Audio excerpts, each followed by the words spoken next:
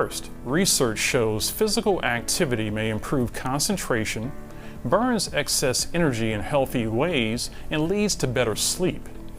Fold in classes that allow creativity to flourish, and you've got a winning recipe for teaching gifted and creative children who don't flourish in cookie-cutter classrooms.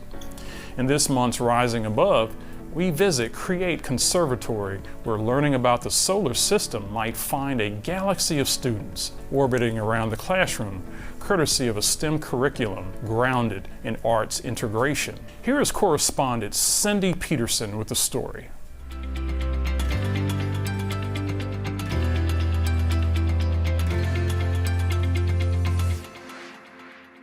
We're here at CREATE Conservatory, a new arts integration STEM school in Leesburg, Florida that is inspiring kids to learn in unique ways. Founder Nikki Duslack had been a public school teacher for years and realized how many of the students fell through the cracks because they didn't learn the standard way. So Nikki began the nonprofit 501c3 school, where their motto is coloring outside the lines. We teach STEM education through arts integration, which is what really makes us different than the vast majority of schools. And what arts integration basically is that we use the arts either as the vehicle to teach students or the way that we assess their learning. And sometimes it's both of those things. And so the really beautiful part about CREATE Conservatory is that although we didn't necessarily start out to be a school that really caters and is a place where children with learning differences can necessarily come, we've found that it's actually this beautiful byproduct, because arts integration in and of itself really allows for a lot of creativity and a lot of movement and a lot of free thinking.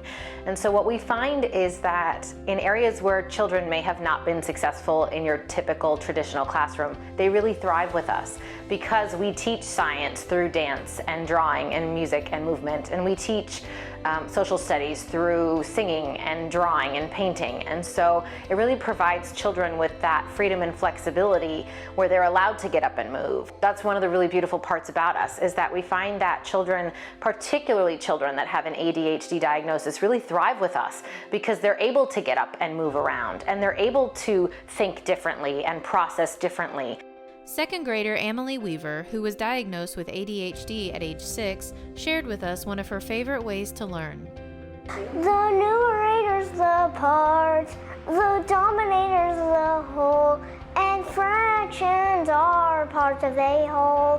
What one whole is just like, say like there's one whole pie and you cut it in half, it's like 2 people in a group. Let's say there's 4 people and one whole pizza. You cut that pizza into 4. If one more person is here, cut into 5. But it hasn't been an easy road for Emily and her mom, Laura. Learning had become difficult at her regular school, and even eating together at the dinner table was a struggle. I knew early on that Emily was not a traditional learner. She struggled to maintain her focus. She struggled to stay on task, and she found herself very frustrated and very angry because she identified that she learned differently. And it became a source of sadness or anger because she was frustrated. And so this kid grew up loving to smile, loving to sing, loving to engage, and work with people and meet people, and she was outgoing, but when it came to learning and focused learning, she was extremely frustrated. But since attending CREATE Conservatory, many of these frustrations have disappeared, and Emily is now blossoming at her own pace. I have seen frustration turn into achievement and self-esteem. And I believe that the methods that are here that employ her the ability and learn the skill to continue that passion for learning are more than evident in just less than a year's time. Her being able to achieve on her own has given her self-esteem, and it's given her the drive to continue to learn, even though she sees that she doesn't learn like most children.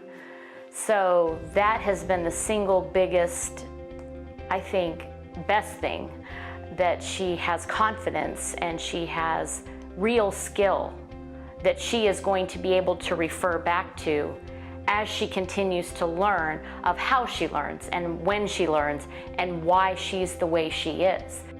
Since opening the school, Nikki's passion for teaching has only increased as she has watched the kids grow and become inspired to learn.